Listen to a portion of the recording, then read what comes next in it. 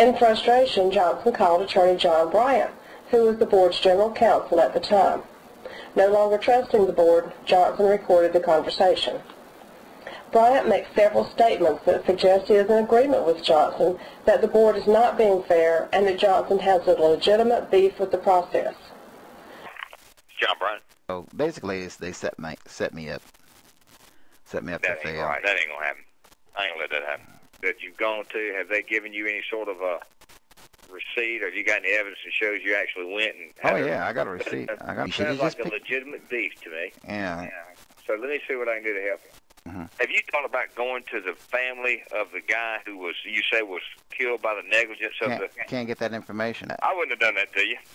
Well, that's what they did, so... I'm sorry I had camp. Yeah, I'd have let you have your damn hearing. Why did she say you didn't approve the person when you called and she talked to the person? Yeah. And yeah, she's saying, well, that's not proven. You can pick to go there. Johnson includes the audio of John Bryant's phone call on a compact disc that he submitted as evidence to the board.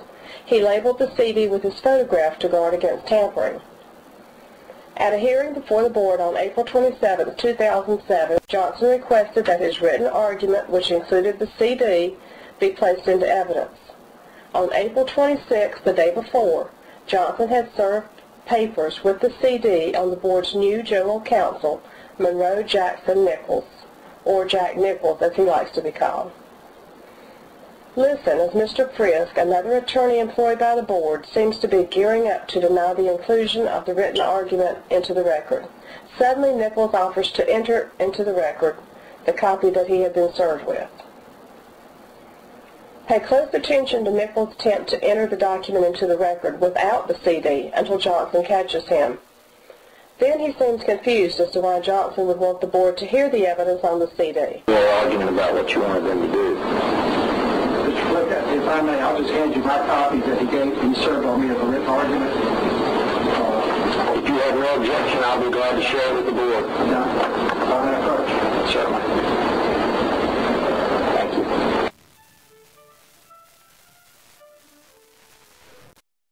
I'll make sure that they take this into consideration then, as Mr. Nichols has not tendered an objection. And if you'll return that to Ms. Mooney so she can make it part of the official board file, apparently nothing was filed here yesterday. That's just my served copy. Okay. Thank you, Mr. Nichols. One last thing we have, the CD, audio CD is part of that exhibit. You want them to play the CD too? I'll take that up too.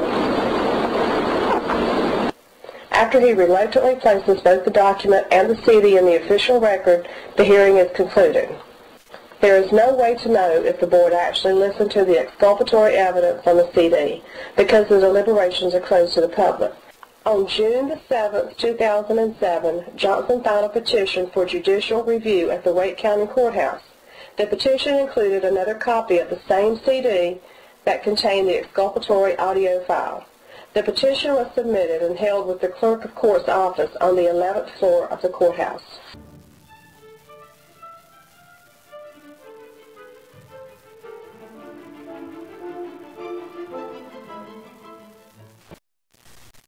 After Johnson filed the compact disc with the court clerk, he believed that the court would finally get to examine the evidence on the compact disc.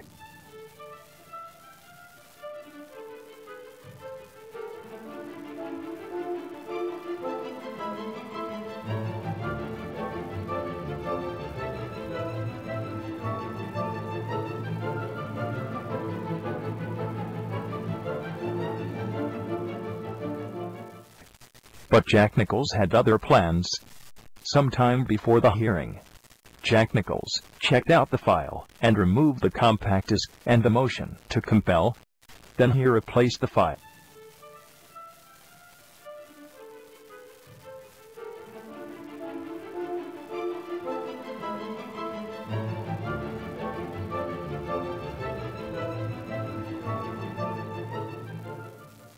On August 7, 2007, Johnson and Nichols met in court for the judicial review hearing.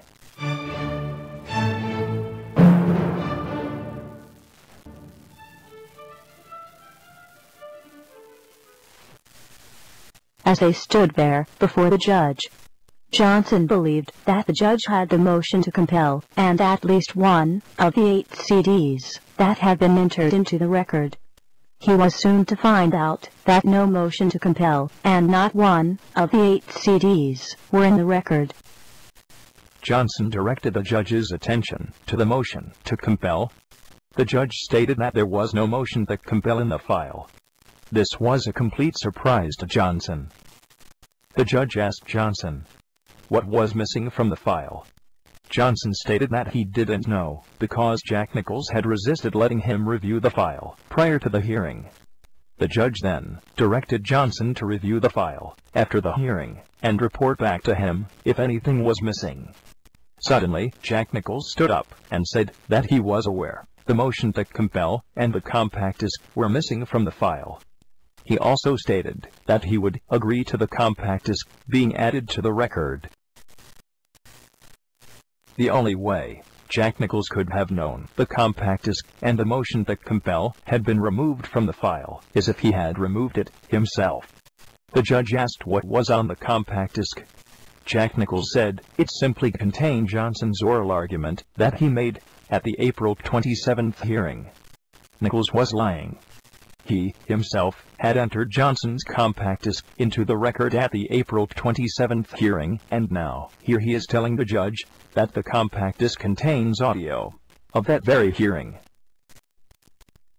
Realizing that Jack Nichols had removed the evidence from the file as it sat in the courthouse, and now he was lying to cover up the crime, Johnson filed a motion for criminal sanctions and a police report with the sheriff's office. Jack Nichols successfully delayed the criminal sanctions hearing for several months. During this time, Nichols filed several documents that repeatedly misstated that the compact disc contained a recording of the April 27th hearing.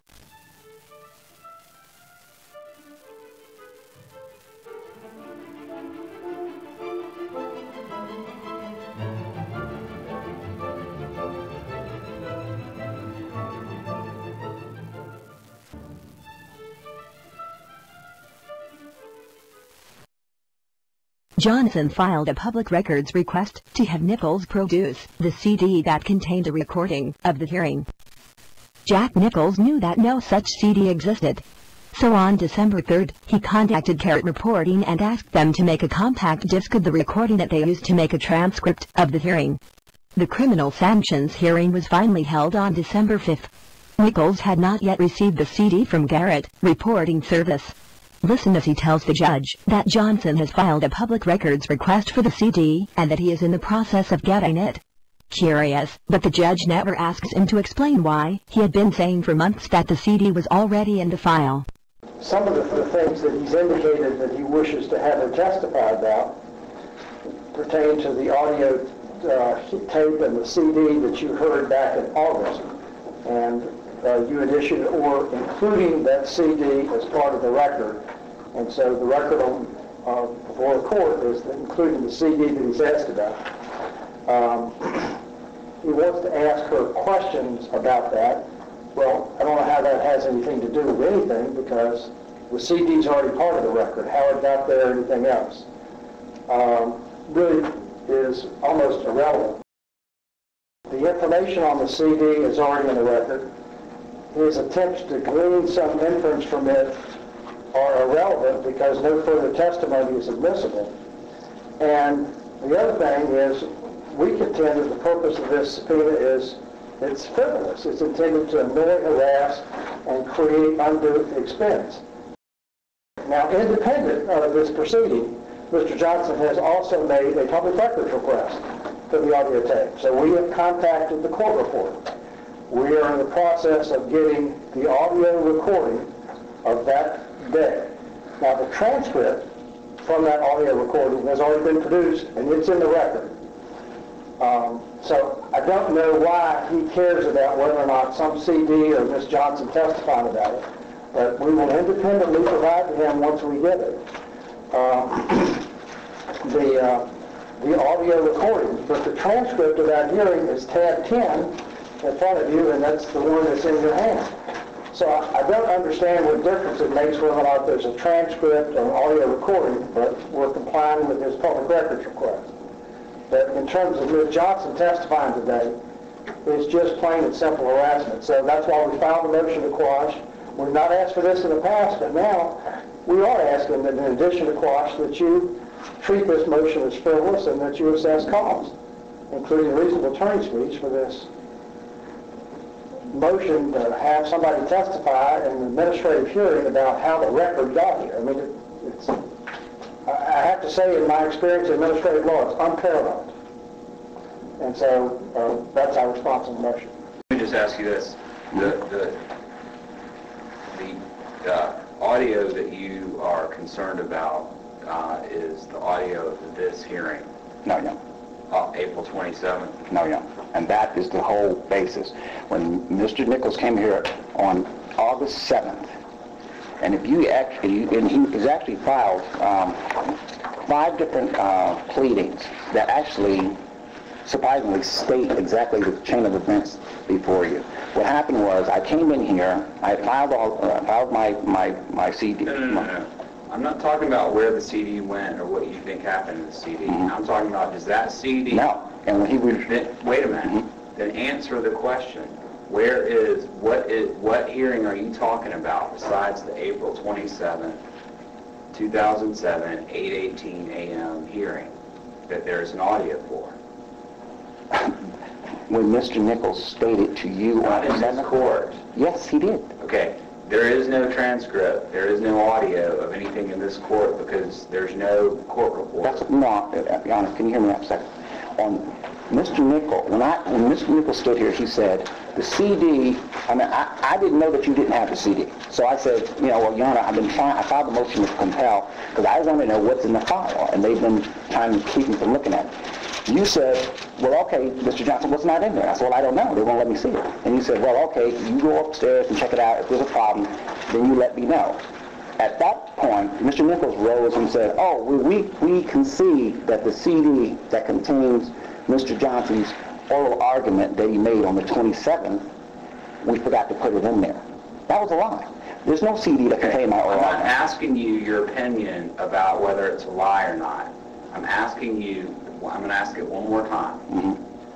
The audio that you are concerned about is from the April 27th, 2007 hearing? Yes or no? No. What date? What date? There's no date. It was Wait a minute. There's a hearing or there's not a hearing. Okay? If there's an audio of a hearing, what date is the hearing? There was no hearing. Okay, fine. Thank you. It was quashed as allowed. Thank you.